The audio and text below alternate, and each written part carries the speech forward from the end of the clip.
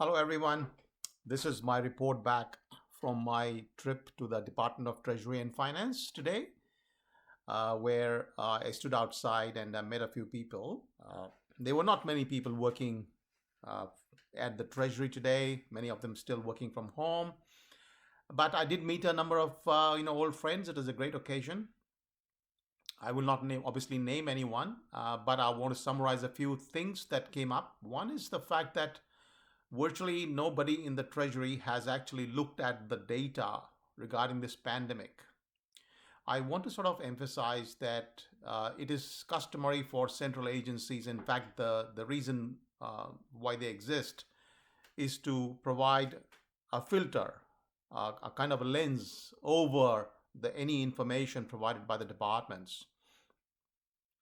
We've had plenty of time for Treasury to look at Brett Sutton's projections and models, which he made in March 2020, and then he added to those predictions and models in September 2020. None of these have come even remotely close to fruition. We know from the data regarding Sweden that the models have so badly, gone awry. There is no comparison between the model and reality, even though Sweden, in its wisdom, because Anders Tegnell is a genuine, seriously, highly qualified and talented epidemiologist, he actually rejected these stupid models from Neil Ferguson and Imperial College and other such models that had no bearing and no reality check of any sort. And he said, no, I'm just following the standard pandemic plan, which is also the same one we had for Victoria, in which all we're supposed to do is for sick people to stay at home, for the elderly to be particularly looked after, for people to wash their hands more frequently, and to have a modest social distancing activity while they're working, without in any way shutting down businesses left, right, and center, without causing chaos and disruption to people's personal lives and plans by shutting down international borders, without in any form or shape quarantine or those imprisonments that are common in Australia, and so on. So basically, we saw that at the end of the year in Sweden, the death rate was spot on the average of the past 10 years. Yes, there was a small increase from 2019, but the 2019 figure was an exceptional year with a very mild flu. As I've written in my Australian article on 30th of December, we can very clearly see that Sweden has had a very mild pandemic in comparison to the massive claims of the modelers. Now, this data, by the way, is not new. It was known to people well, by the month of June or July. At the latest, we would have had sufficient information in the Treasury to be able to advise the Treasurer and the Premier about this matter.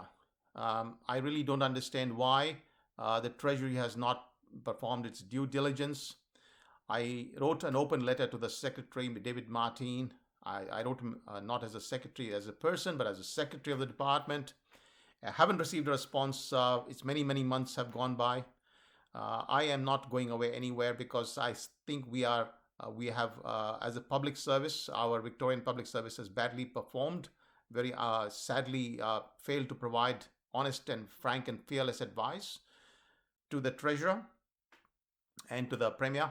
And in this process, we have caused what can only be called havoc. In fact, more appropriately, it can be called crimes against humanity because the havoc has been caused on a pretty mass scale. That includes the mass torture, which Josh Frydenberg referred to.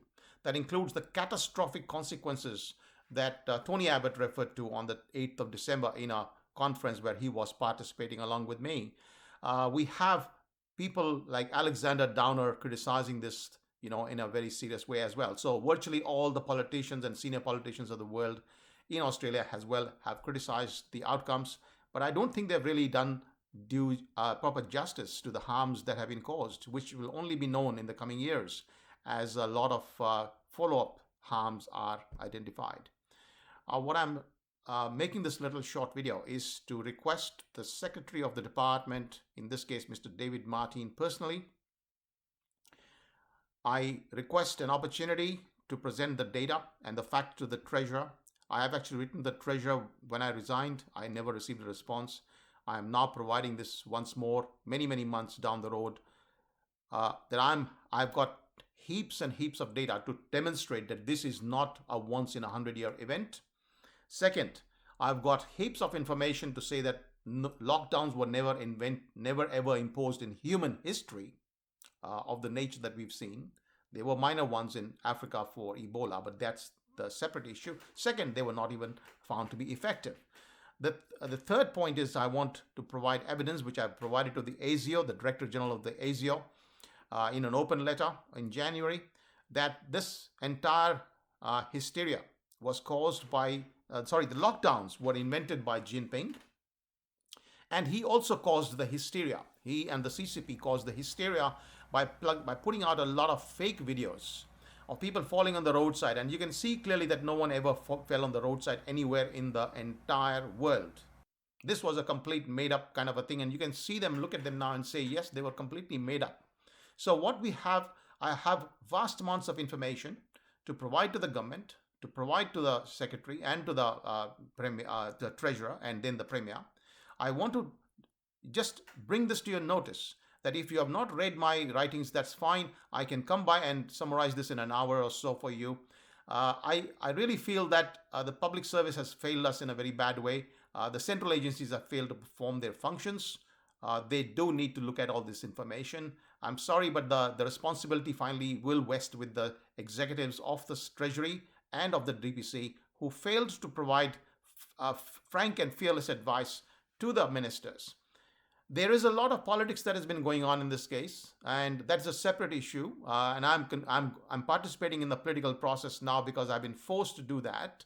But I would really appreciate if the Treasury, considers the fact that there is a lot of information that maybe it has to provide to the treasurer in a summarized manner, like a brief, and let the treasurer then decide whether he wants to do anything about it. If you wish, I can even write a draft brief that can then be provided to the treasurer. That will be my last parting gift to the treasury, free of cost. But really, honestly, what we've done here over the last year is absolutely unbelievable. I have completely failed to understand how we could, fall so low in our professional competence as economists and as advisors to the government.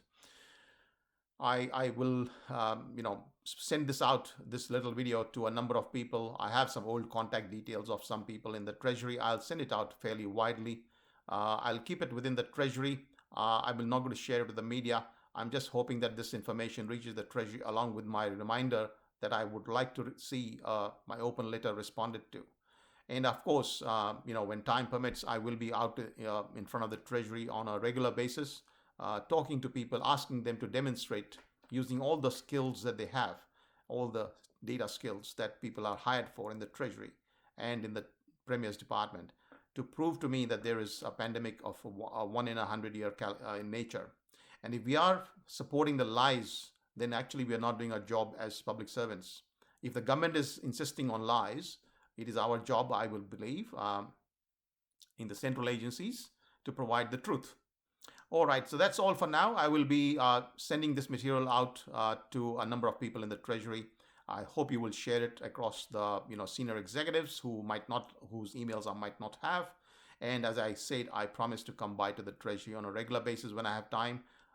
Because I'm out in the streets now. Unfortunately, this has been the most ghastly period of my life in which I have been forced to do things in which I would never have contemplated. Right now, I've been forced to actually get down to the street and talk to people because the media are lying to us, the politicians are lying to us, and I suspect, unfortunately, the senior officers of the government are not willing to do their job for whatever reason. And it's not good enough to say that they were just following orders. Executives are hired for a particular purpose. That is to provide honest, frank and fearless advice.